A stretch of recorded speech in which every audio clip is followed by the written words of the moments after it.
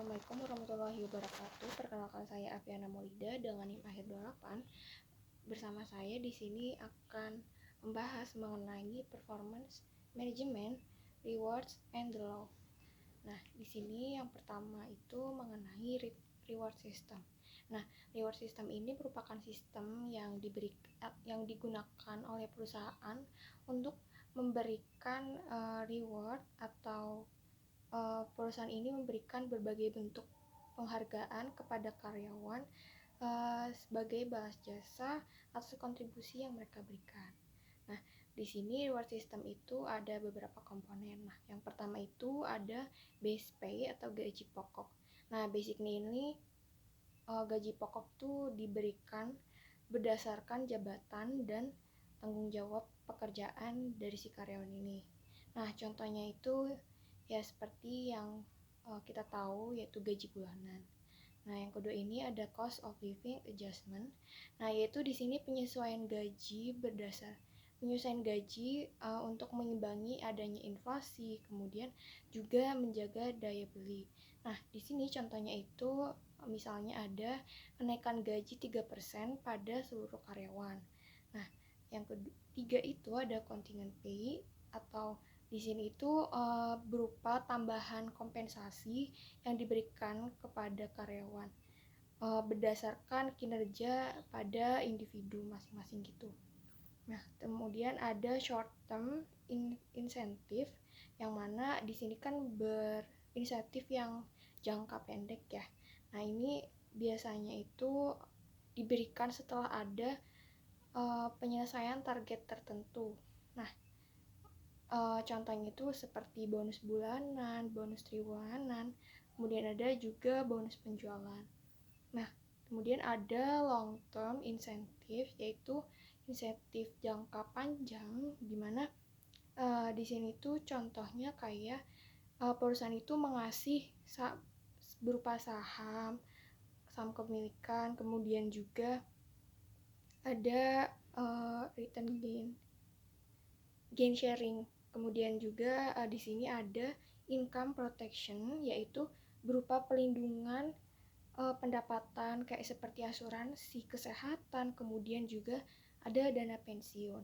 Nah, terus juga perusahaan itu memberikan work-life focus, yaitu di sini fasilitas yang membantu keseimbangan antara pekerjaan dan kehidupan pribadi dari si karyawan. Nah, di sini contohnya itu perusahaan bisa memberikan tunjangan yang bisa memberikan WFH, kemudian cuti tambahan atau seperti flexible working.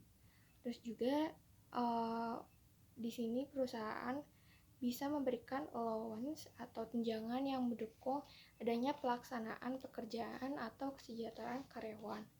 Nah, kemudian untuk reward yang intangible atau relational returns, yaitu di sini perusahaan memberikan penghargaan non finansial yang memberikan manfaat psikologis dan sosial bagi karyawan. Nah, contohnya itu berupa promosi, kemudian juga ada pengakuan prestasi, terus ada kesempatan pengembangan diri dan keamanan kerja.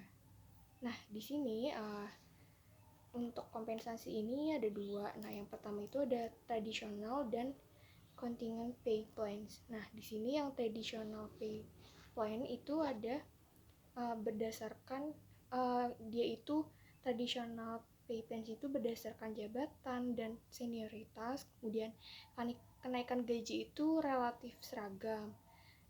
Terus juga biasanya hubungan dengan manajemen kinerja itu lemah. Serta di sini traditional pay plan itu menekankan pada stabilitas. Nah, sedangkan yang contingent pay plan ini dia itu berdasarkan kinerja, terus juga kenaikan gajinya itu berbeda. Jadi itu sesuai dengan prestasi si karyawan. Terus juga dengan hubungan dengan manajemen kerja ini itu sangat kuat.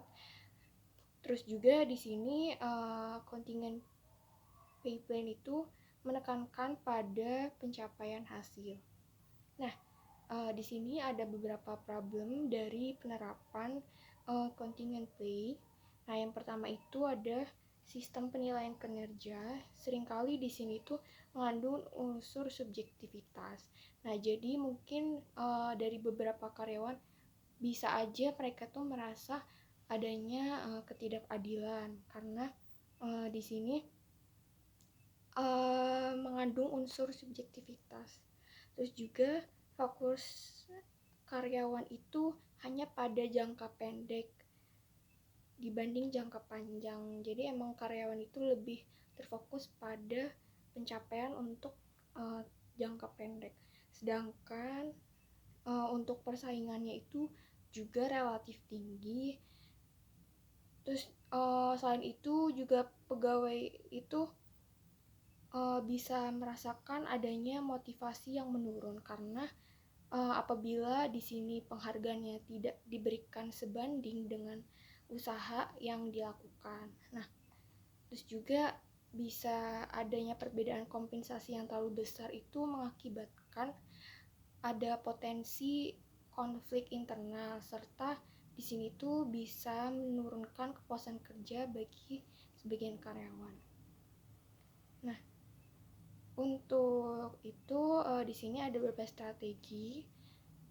Nah, yang pertama itu apabila pengembangan karyawan itu dibutuhkan skill berdasarkan pay, kemudian customer service, ini ada kompetensi yang terus juga base pay, ada gain sharing. Nah, kok untuk produktivitas itu di sini bisa dikasih base rate, kemudian komisi penjualan dan yang lainnya. Terus juga di teamwork ini kita bisa ngasih solusi berupa komisi penjualan tim, kemudian gain sharing, terus juga kompetensi base pay.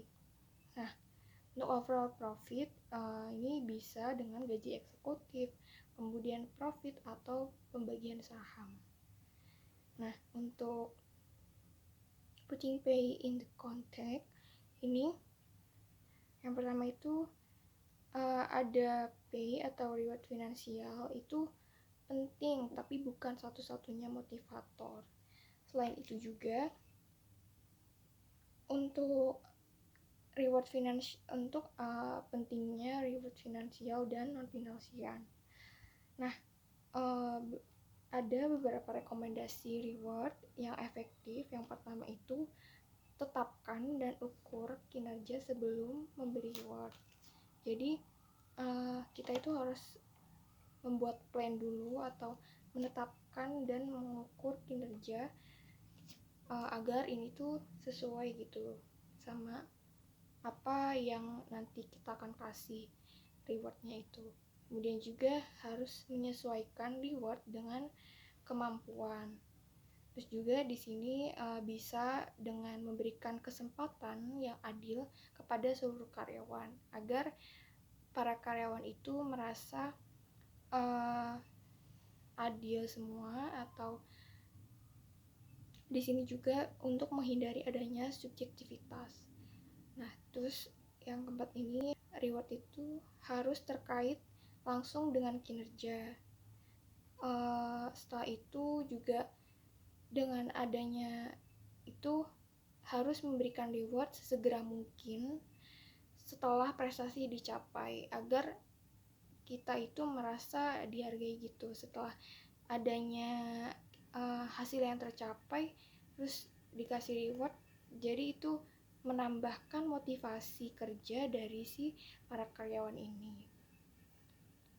Nah, selain itu reward tertentu itu juga bisa dapat disesuaikan kembali bila kinerja menurun. Jadi apabila emang kinerjanya menurun, mungkin rewardnya itu bisa disesuaikan lagi.